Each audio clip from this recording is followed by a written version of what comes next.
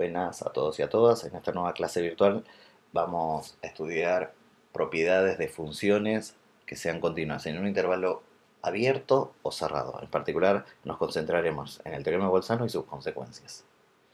Comenzamos recordando qué significa que una función sea continua en un intervalo abierto a b.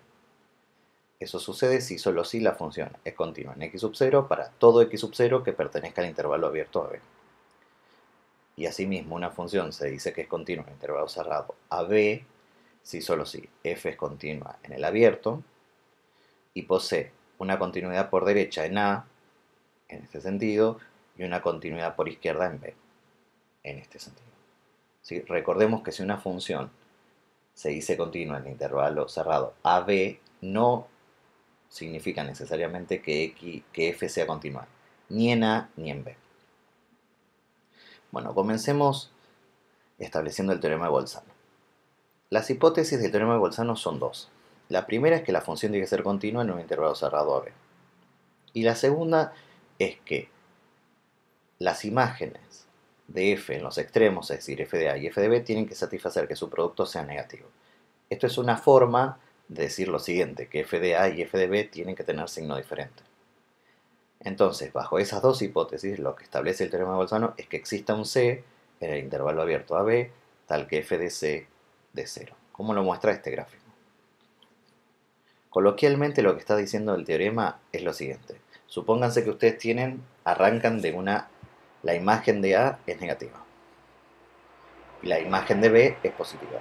Y ahora quieren ir desde un valor negativo a un valor positivo a través de un gráfico continuo, es decir, que no puede tener ni agujeros ni saltos. Por lo tanto, en algún momento ese gráfico tiene que intersectar en algún lugar, al menos, al eje X. ¿Sí?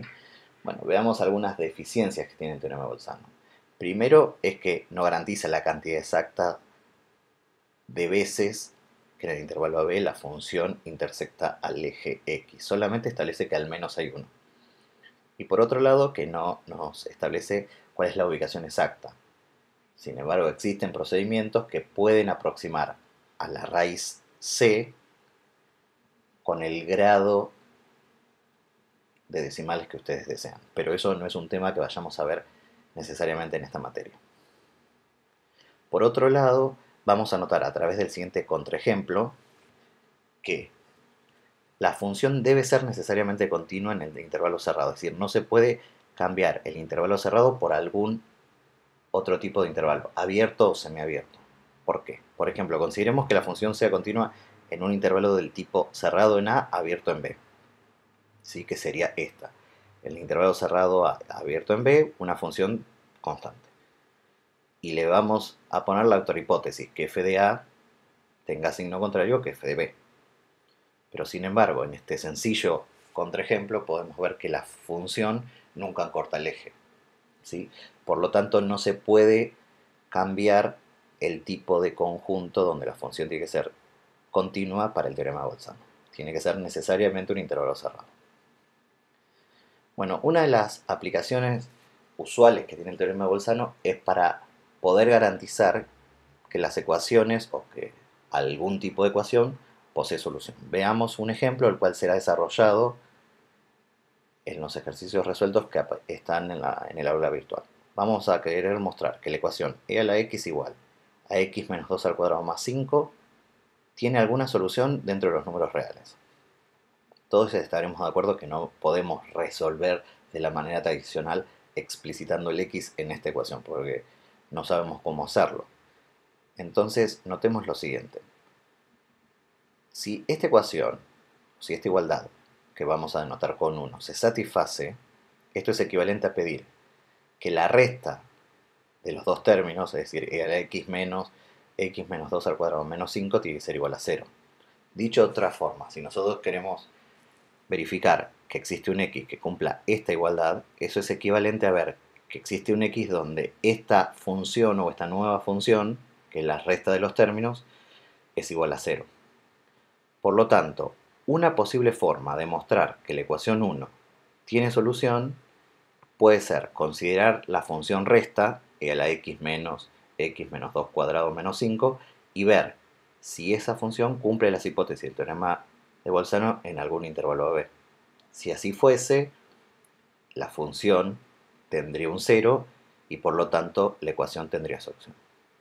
¿Sí? Recuerdo que este ejemplo está realizado con detalle en los ejercicios resueltos que tenemos subidos en la plataforma virtual. Otra de las consecuencias que tiene el teorema de Bolzano, y que lo vamos a usar próximamente, es el siguiente. Es un resultado que nos permite calcular el conjunto de positividad y negatividad de una función siempre que dicha función sea continua. El teorema establece, o el corolario establece lo siguiente. Si f es una función continua en un intervalo abierto, fíjense que acá cambia el tipo de conjunto, y nunca se anulan en dicho intervalo, es decir, que la función es distinta de 0, para todo x en el AB, entonces podemos afirmar que tiene un signo constante en dicho intervalo. Es decir, o que la función es toda positiva en el intervalo abierto AB o todo negativo. ¿Sí? Ahora vamos a ver una versión equivalente del teorema de Bolzano, que se lo conoce con el teorema de valores intermedios, que lo vamos a denotar por comodidad TBI, o también teorema de Darboux, y establece lo siguiente. Veamos cuáles son las hipótesis. Las hipótesis son, si f es una función continua en un intervalo cerrado, AB, que es coincidente con la del teorema de Bolzano, y sea L un valor intermedio entre f de A y f de B. Fíjense que acá no le estamos pidiendo que f de A y f de B tenga signo contrario, sino que estamos considerando algún valor intermedio entre f de A y f de B. Es decir, algún valor que esté en el eje de la y entre estos dos valores. Entonces, lo que establece el teorema de valores intermedios es que si tomamos un L, por ejemplo este, que esté entre f de A y f de B, seguro existe un C tal que cuando calculamos f de C nos devuelve L. Bueno, vamos a ver la demostración de este teorema. Para demostrar este teorema vamos a utilizar el teorema de Bolzano. Primera observación, nosotros no sabemos qué posición relativa tienen f de A y f de B. Pero sin pérdida general vamos a suponer que f de A es menor que f de B y L tiene que estar entre f de A y f de B. Es decir, tenemos esta desigualdad.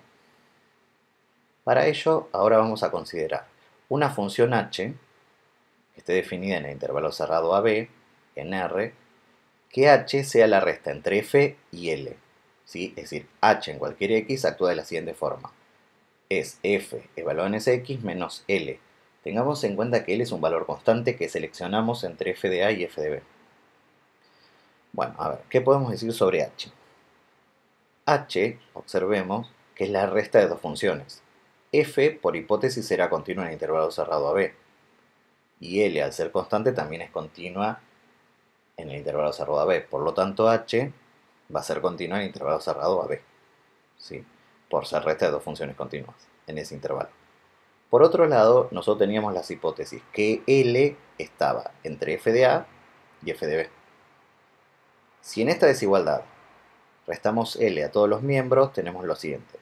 F de A menos L menor que 0, menor que f de B menos L. Pero fíjense, f de A menos L no es otra cosa que h evaluada en A. Y f de B menos L no es otra cosa que h evaluada en B. Es decir, h satisface las hipótesis del teorema de Bolzano en el intervalo B. ¿Por qué? Porque ya habíamos probado que era continua y los extremos h de A y h de B tienen signo de contrario. Entonces, lo que podemos usar o afirmar es que existe un C en el intervalo abierto a B tal que h en ese C me daba 0. Pero ¿quién es h en ese C? Y f de C menos L por la definición de h. Pero si uno mira esta igualdad, lo que podemos afirmar es que existe un C en el intervalo abierto a B que verifica que f de C es exactamente igual a L, que era lo que queríamos probar. Es decir, el teorema de valores intermedios establece lo siguiente. Si vos tenés una función continua en un intervalo cerrado, todo número que esté entre f de A y f de B seguro tiene que estar en la imagen. ¿Por qué eso es lo que está diciendo? Porque si f de C da L, es porque L está en la imagen. De allí va teorema de valores intermedios. Bueno, como observación tenemos lo siguiente, que el teorema de valores intermedios no tiene como hipótesis que f de A y f de B tienen signo contrario. Pueden ser cualquier número, lo que establece que todo lo intermedio entre f de A y f de B está en la imagen. Finalmente, también podemos establecer o obtener un resultado del teorema de valores intermedios para una función pero que sea continua en un intervalo abierto. Fíjense, ahora queremos ir a un resultado similar donde la función sea continua en un intervalo abierto. Notemos que en el enunciado del teorema de valores intermedios aparecían dos hipótesis. Una es que la función fuese continua en un cerrado y otro es L cualquier un número entre f de A y f de B. Entonces, ¿cómo va a ser la forma de enunciar un teorema similar? Y lo que vamos a hacer es cambiar f de A y f de B por límites de tipo lateral. ¿Por qué? Porque la función no sabemos, de hecho la función no va a ser continua. Entonces el teorema de valores intermedios para una función continua en un abierto establece lo siguiente. Si f es una función continua en un abierto AB y L es un valor intermedio entre el límite cuando x tiende a A por derecha de f y el límite cuando x tiende a B por izquierda de f, entonces existe un C tal que f de C es L. Es decir, fíjense que es exactamente o parecido al teorema de valores intermedios porque garantiza que L está en la imagen, pero para cualquier L que se encuentre entre estos dos límites laterales. Vamos a ver algún ejemplo en este gráfico. Consideremos esta función, ¿sí? Por ejemplo, la función en el intervalo abierto menos 2, menos 1 es continua, ¿sí? Si queremos calcular el límite cuando x tiende a menos 2 por la derecha, da menos 1. Y el límite cuando x tiende a menos 1, perdón, me equivoqué. Vamos de nuevo. Consideremos esta función en el intervalo menos 2, menos 1, ¿sí? Esta función es continua en este intervalo abierto. Por otro lado, el límite cuando x tiende a menos 2 por la derecha, como lo estaba diciendo bien, es igual a menos 1. Y el límite cuando x tiende a menos 1 por izquierda, ¿cuánto da? Menos infinito. Entonces lo que podemos establecer es que todo número que nosotros tomamos en el eje y, que esté entre menos 1 y menos infinito, va a estar en la imagen de esta función. Análogamente, si consideramos el intervalo abierto menos 1, 2. Pero ahora, los límites que tendremos que considerar sería el límite cuando x tiende a 2 por izquierda, que es este valor, y el límite cuando x tiende a menos 1 por derecha, que es más infinito. Bueno, espero que les haya sido de utilidad y continuaremos con estas clases virtuales. Saludos.